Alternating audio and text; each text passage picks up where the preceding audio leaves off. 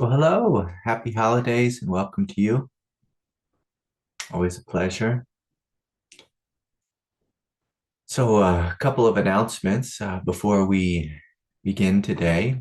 Our next in-person retreat will be January 15th through the 18th in Washington State. And if you're interested in that, please email me directly for details. It's going to be a very small, intimate retreat. There's room for a select few more. So it's about half sold out. If you're interested, please let me know right away. Next on the list, we have what do we have? We're going to the Bahamas. We're going to the Shivananda Ashram in the Bahamas. And that is for the Spiritual Awakening Symposium, March 29th through April 2nd. Okay. So one of the things I wanted to speak about today was this path of Kundalini. It tremendously accelerates our growth and the burning of our karma, the purification process. And this acceleration, we all struggle with because it's one thing just to walk the spiritual path at a normal speed. But when you're on an accelerated path, it might feel as if everything's coming at you so quickly. And you might not understand why you have trauma coming forward and then burning off karma through like an autoimmune illness, and your mom and dad are giving you a hard time about whatever, or friends or family. And so for many of us, when we are on this path of Kundalini awakening, it can feel like we're on one of those like Asian bullet trains that just goes at a hypersonic speed and you can't keep up. And most of us are going to need to make sure we take big periods of time to be by ourselves, to be alone, to be in bed, to be resting, to have big periods of meditation and yoga. And for most of us, it will greatly impact our work life, our career, our finances. I mean, it certainly did for me. It put me in a disastrous financial situations. And in the olden days, when we were on this accelerated path, almost always we'd be in a monastery or an ashram. And so there'd be the support of that container. And, like the support of the monastic container, it's kind of like communism. Like if you can't work, the state supports you. Now, on this path of awakening, most of us here, we don't live in a communist country that's just going to support us. We're probably going to rely upon our friends, our family, our retirement fund. Uh, Me personally, I don't recommend this. I relied on credit cards and just got myself in tremendous debt. And it was a very, very tough experience to go through when your growth is happening so quickly and you're not able to work. It can be very, very stressful. And so I want to just take a moment and to validate this with each of you. I know almost everyone here has had periods of time where, oh my gosh, I can't work, I can't function. There might even be periods of time when we have trouble eating. We can't eat enough food. We can't seem to eat, like we lose our appetite, or, other people who have lots of anxiety, sometimes they overeat.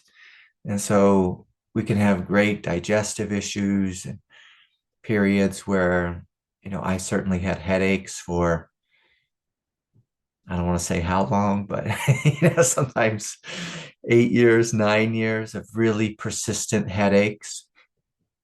And one of the hallmarks of, Kundalini related symptoms is kind of a bipolar nature to it. And so sometimes I'd have periods of great fatigue, and then the fatigue would immediately stop, and I'd have so much energy that I couldn't sleep.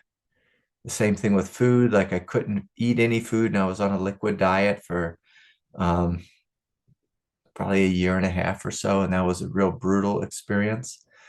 And then, after there's the healing of that or the flipping of that, I got on a diet where just I'm eating only heavy, dense foods. And so it can be kind of neurotic and go back and forth. And the big thing that most of us need to do is to simply survive it.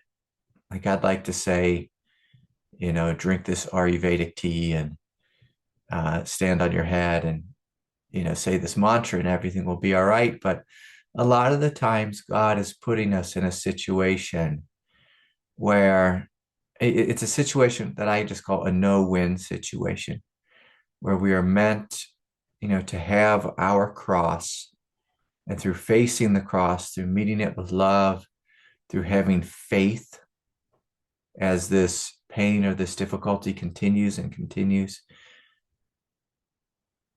the real thing we're being asked is to have faith, is to not give up, is to continue to surrender, to continue to let go, to meet our experience with love. Most of us will run around and, look for that miracle cure. I'm losing my hair. there's all these miracle cures for baldness, that you hear about. It's like none of them work. Like there's not one thing that's gonna, all of a sudden make your hair grow back or make you look like you're 18 again. Like that's not how life works. God is interested in us learning about faith, tremendous, unconditional, resilient faith, the faith of Christ, the faith of the Buddha. This is what God is interested in. And she'll put pressure on us in these no-win situations where we are forced to learn about acceptance, about unconditional love, supreme patience or discernment and wisdom, being peaceful under times of great stress. And this is the hardest teaching because God will give us something, often that doesn't even make any sense why we have this. We can do everything right and still have, big periods of fatigue or anxiety. And sometimes God is just testing you. and the test is really it's an invitation to evolutionarily develop a greater spiritual quality. As human beings, if we have a problem like fatigue, we say, I just want my energy back. I want to heal. There's something wrong here. Maybe it's adrenal fatigue. Maybe it's this. Maybe it's that. We start going to doctors. And it's important to do that and just get checked out. Like I always recommend that. But when the doctor keeps scratching their head and you find, the symptoms going on or changing and, again, going from just sometimes I'd have periods of just absolute dread and then it would just switch into bliss or euphoria for like, half a day, and then it'd go back to dread for 2 days. And then the euphoria would come back. When it's doing this, okay, it's probably not really about a physical illness and the treatment of a physical illness. God is trying to teach us something here. And when it's bipolar in nature, sometimes God is teaching us to be incredibly stable when the winds of change or the winds of chaos or the dancing of the pairs of opposites are flowing through our consciousness. And this is hard.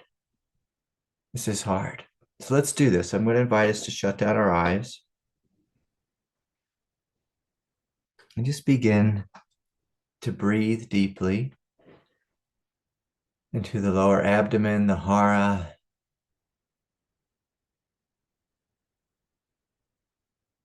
And from the space of the vast view, I'm going to invite us all just to gently ask, what are some of the more difficult things that we have faced on this path? What are some of the more difficult, overwhelming, confused experiences, situations, states of consciousness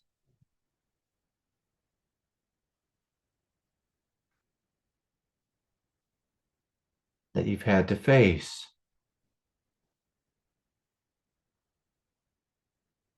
And I'm going to invite us just to breathe here for a moment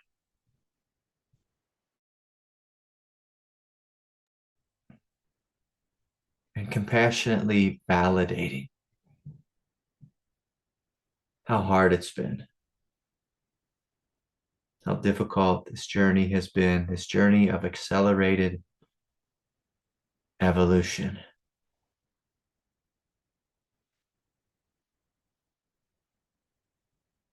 And so we're breathing, we're feeling, we are compassionately acknowledging, yes, this path has been hard. Yes, there have been countless opportunities of growth.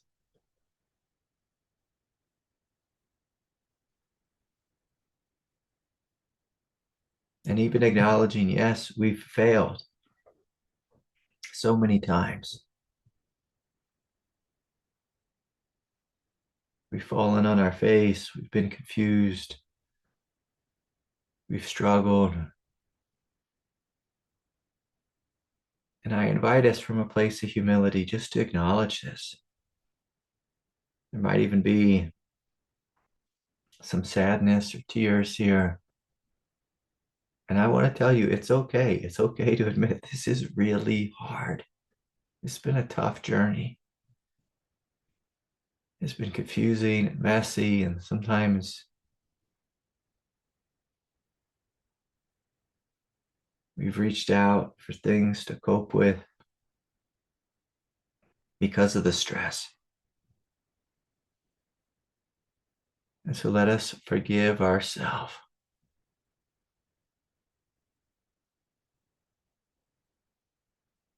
for being human.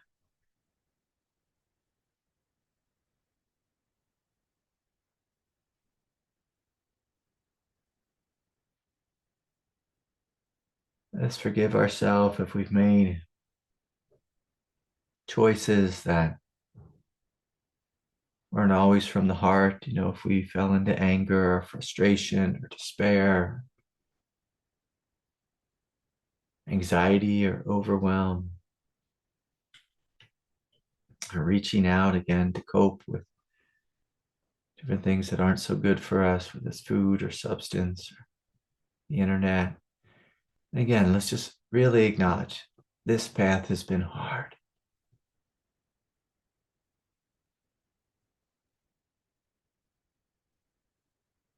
And we've made mistakes. And it's okay to cry. It's okay to surrender. It's okay to forgive ourselves. I want to invite you to look and see if any of you need to forgive God for making this world and how difficult this path has been.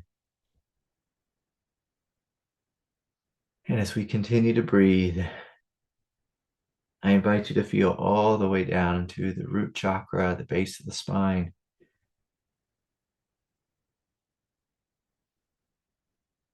And just having a sense of opening the door to the root chakra.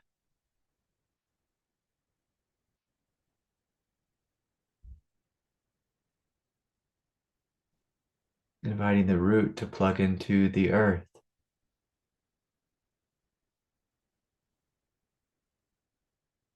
So breathing, feeling, softening.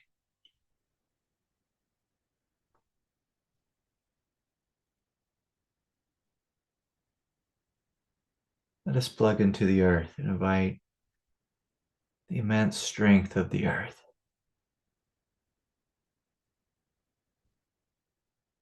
to flow up into our body, to strengthen and nourish our form.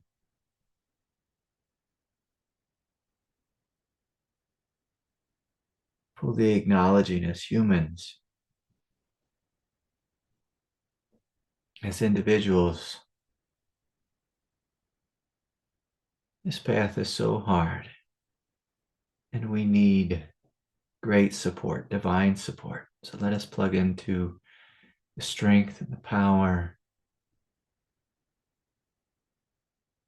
of Mother Gaia.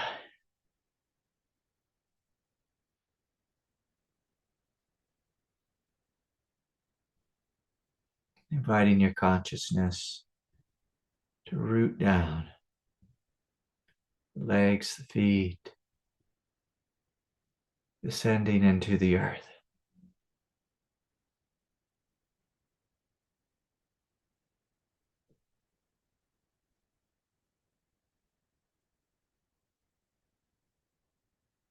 Feeling as if the earth is holding you.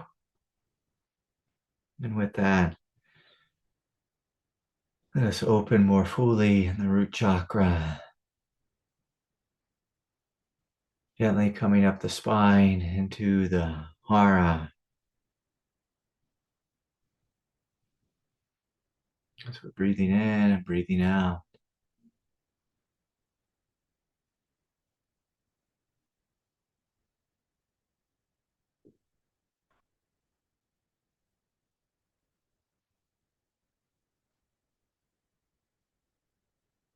Just feeling a sense of strength in the root and in the hara. It's like a gentle power awakening.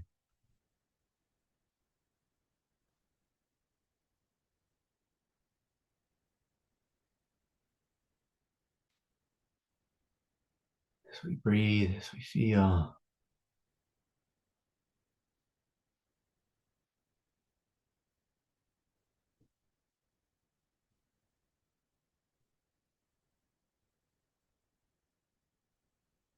Might feel as if you have almost like the beginnings of a mountain. Your heart, your root, your hips, your pelvis, legs, the feet. On the next inhale, gently drawing the energy up the spine, coming into the solar plexus chakra.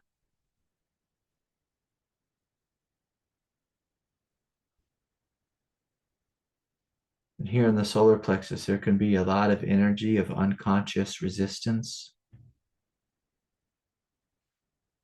like fighting against friends and family or neighbors. Be a real sense of personal individuation here. On the shadow side, separation. And I invite us to transmute this energy by making this conscious choice. I choose to be here. I choose to walk this path. I choose to face the challenges before me.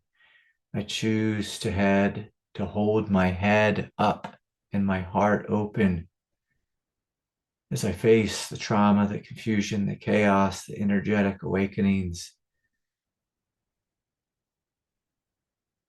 that are unfolding and unraveling throughout my consciousness.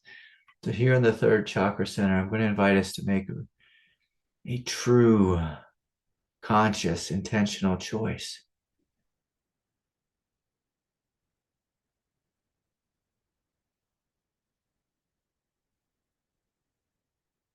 Choosing to align with our highest nature.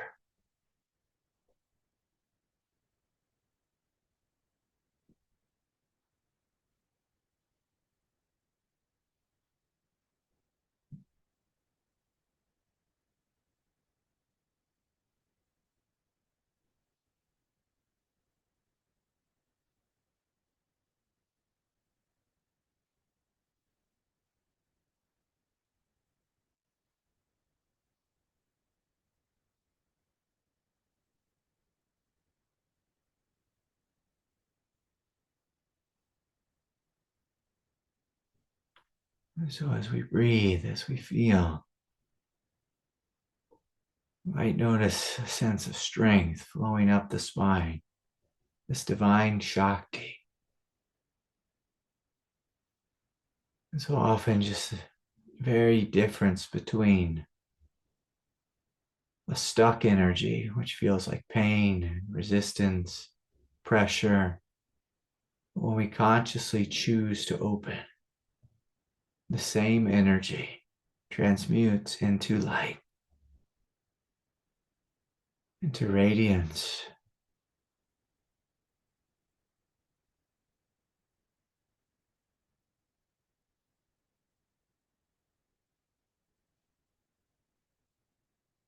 To an immense, brilliant peace and love. And with that, you may notice this energy continuing to shine, to flow up the spine, blasting the heart chakra open with tremendous love. And so again, casting out any of the old pain, the old trauma, the old memories, how difficult life has been on this path. We take a deep breath and let it all go. Let it burn up in this light of Kundalini Shakti. We're breathing, feeling, softening, allowing the heart to be fully open in the front, the right side and the left, behind, below and above.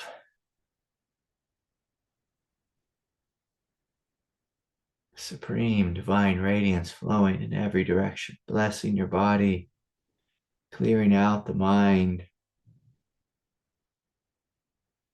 restoring order and harmony to the mind, to the heart, to the body, to your life.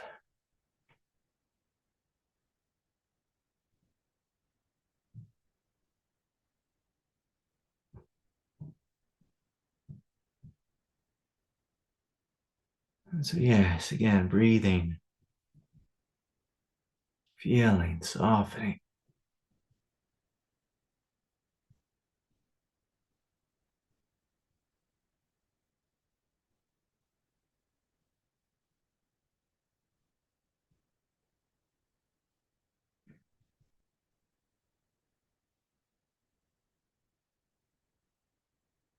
Having faith and love as we surrender, as we let go, as we forgive and release any and all resistance.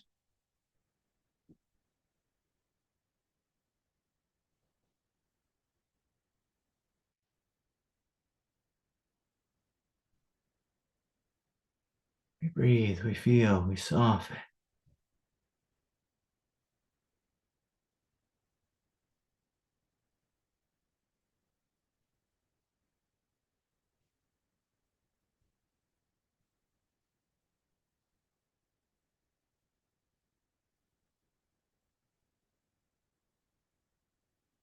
Inviting this energy to continue to flow up through the throat chakra, clearing any doubt, any judgment, any criticism,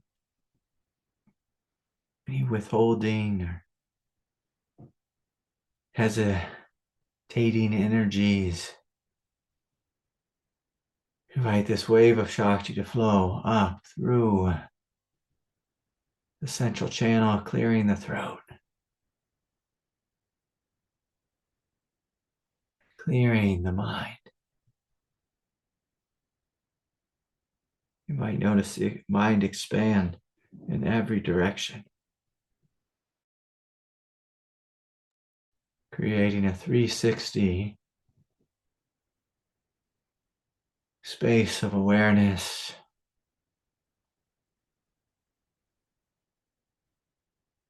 a limitless consciousness.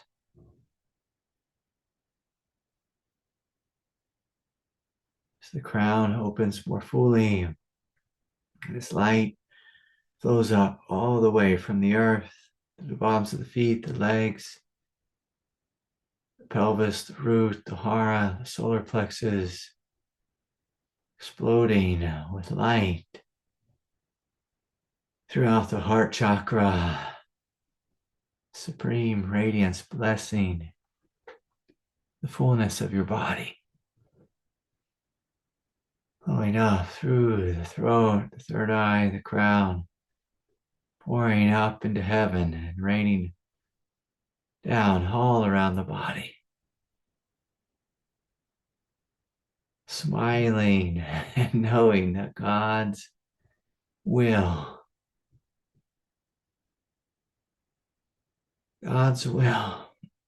is triumphing throughout your experience. We are returning into divine harmony and balance. A greater consciousness is coming online. All this pain, this difficulty that we've been through has not been a mistake. God has a plan for each of us here. A plan to awaken, to heal, to bring forth and share our gifts here on planet Earth. So let us take a deep, full breath, saying yes to this path. Yes to divine order. Yes to divine harmony. Yes to a higher truth and a greater life. Yes to letting go and letting God.